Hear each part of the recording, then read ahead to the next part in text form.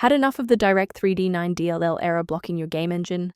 I'm Sophie Chen, a senior Windows support engineer, and I've prepared a repair to get your game files running again. While preparing the manual steps for Direct 3D9, check for an official tool to assist with background synchronization.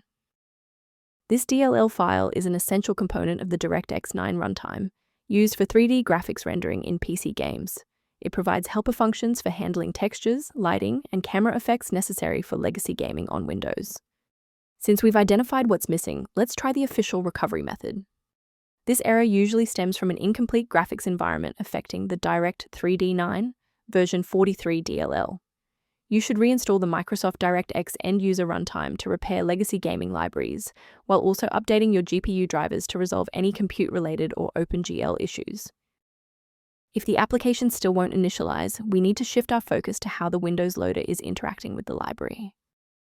A standard reboot clears out temporary memory conflicts and gives the Windows loader another chance to properly register the Direct 3D9 component during startup. Before you restart, bookmark this video or hit the like button. It makes it much easier to find this tutorial in your history so you can pick up exactly where we left off. Before you wrap up the repair, let's ensure you're following the safest path for your system. Remember that the Direct 3D9 version 43 DLL operates within a complex software ecosystem.